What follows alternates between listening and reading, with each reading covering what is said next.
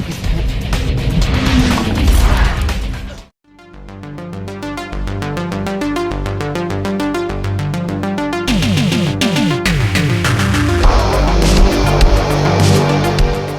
We are talking REYKJAVIK while watching Massacre from 2009, also known as Harpoon. I apologise if I butchered that name. I do not speak Icelandic. And yes, this is an Icelandic movie, kind of their answer to the Texas Chainsaw Massacre. In fact, you've got Texas Chainsaw Massacre alum Gunnar Hansen in a relatively kind of small role as a captain of a ship.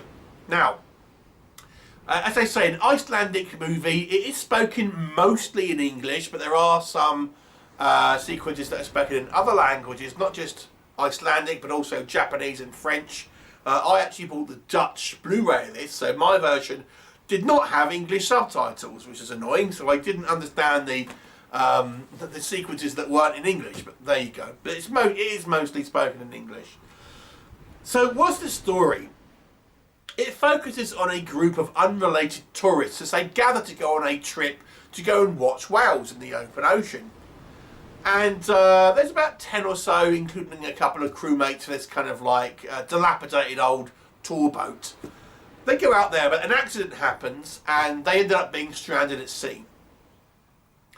Now, they seem to be, they seem to have a little bit of luck when another boat approaches them, this whaling vessel, and they think they're saved. However, this whaling vessel is home to a crew of sort of killers, is the best way I would describe it. Kind of like, I guess, the family from Texas Chainsaw Massacre, or maybe Wrong Turn, something along the lines of that.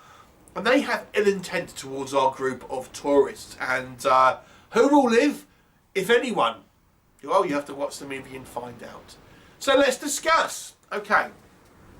So, Texas Chainsaw Massacre, obviously a very, very influential movie, and, you know, as far as from what I've read about this one, you know, the idea being that they kind of wanted to homage the kind of the Texas Chainsaw Massacre. It's not like a beat for beat the same type of movie, but it's kind of along those lines. But one thing I do think it kind of somewhat captures is that kind of gritty grindhouse feel of the original Texas Chainsaw Massacre. Obviously, the original Texas Chainsaw Massacre was made in the 70s, while this one was 2009. But I had to say they do a good job of approximating that sort of like that rawness to a certain degree, that grindhouse feel that the original movie had. And I think there's a number of reasons for this. I think part of it is just the way it's filmed. Part of it is because we don't know a lot about our characters, I think, before we kind of get to the kind of the killing, really. There's quite a lot of them. And you don't really have a main character as such. The kind of the focus kind of flits between various kind of members of this this group of tourists. So it kind of has this just this kind of like this nihilistic kind of feel to it, this kind of gritty, grimy feel where you feel anyone is in danger, anyone can die, and the danger is ever present. Even our group of antagonists, again, we don't know a huge amount about them. So the movie starts off pretty well, kind of giving you just enough information, I think, to get a flavour of these kind of different groups of tourists. You know, they have various different kind of personalities. There seems to be, you know, there's older women there. They've got kind of a Japanese family. You know, there's a bunch of different people there. And I have to say, this kind of this movie, obviously set ultimately on two boats. Generally, these boats look dilapidated. They look dangerous. They kind of look like you know, they'd be a dangerous place to try and get away from killers. And the other thing is, of course, that goes hand in hand with that, they're out in the open ocean. There's only so many places you can hide, so it adds this kind of element of danger to it. And I think that certainly the first half of the movie, you got a real sense of helplessness and how panicked this kind of group of people really are, and kind of the danger to them, because they're totally ill-equipped for it. They're just a group of like tourists, and a lot of them are kind of the older people. So you do get a real sense of, you know, how are they going to get out of this? Clearly some of them aren't. So I think it did a good job of setting a real danger, and these kind of our bad guys, our antagonists, seem completely unflinching, because, I mean, admittedly, as I say, I didn't have subtitles on my version of the Blu-ray, so I missed some dialogue. But they didn't really seem to have much in the way of motivation. I mean, I thought they might have been like cannibals, but they just throw a lot of the kind of the people they kill overboard.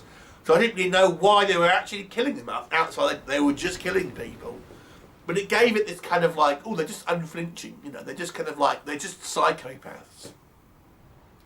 I have to say as well, when we do see the gore scenes, when we do see the kills, that they're done to good effect. Practical effects. Some of these kills come very quickly, unexpectedly, and graphically.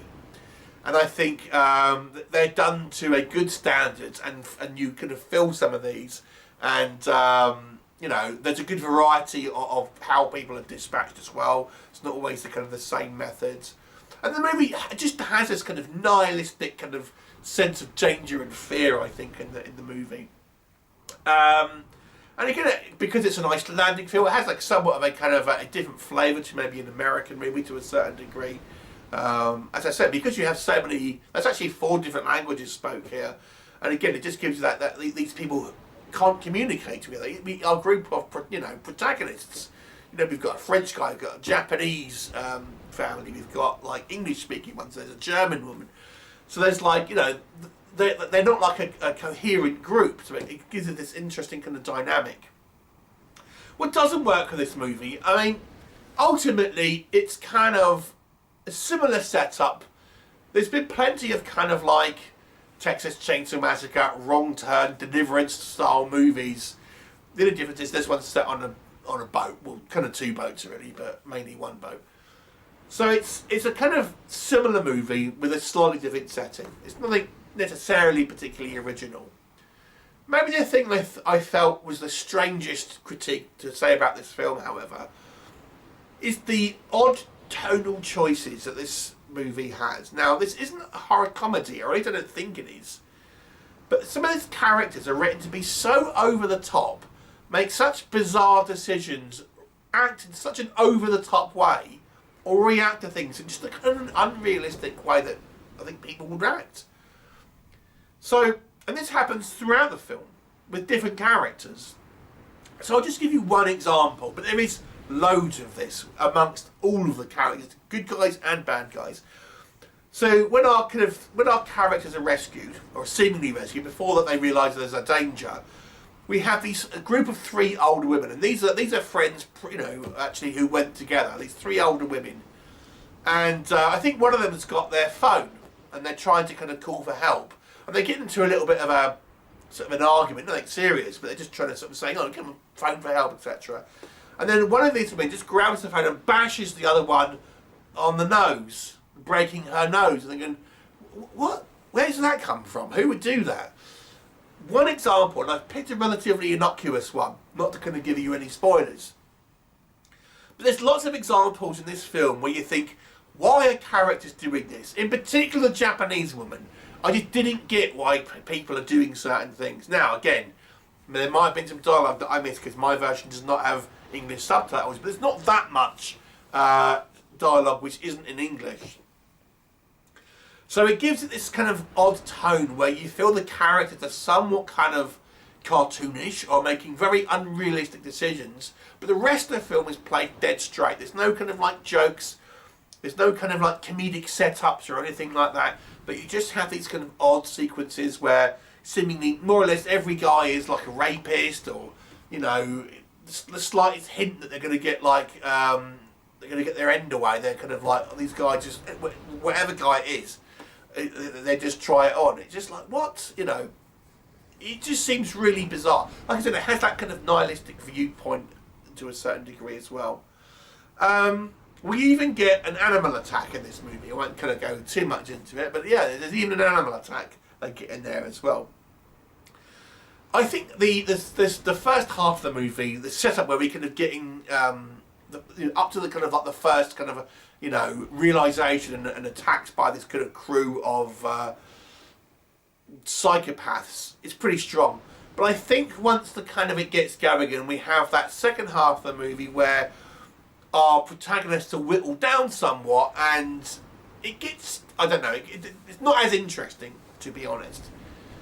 There's still a couple of good kills, but again, certain things are just very much like you've seen before, and I think there's a little lack of depth to be honest. It's still a reasonably good movie, I would say. It's nothing you haven't really seen before, I would suggest. Again, outside of the kind of the fact that it's on a boat, but I would still say it's a slightly above average kind of Texas Chainsaw Massacre kind of appropriations kind of a style of movie. So I'll give this one a 6 out of 10. I did have fun watching it, I like that kind of like the they say it's the practical effects, the kind of like the fact we do have quite a big cast, and you know you don't quite know who's going to make it out and everything, but it's ultimately there's more that could have been done. But it's not a bad film by any stretch of the imagination. And if you like your slasher type films and you haven't seen this one, I'd probably recommend it. So 6 out of 10. Have you seen it? What did you think of it? Leave me a comment.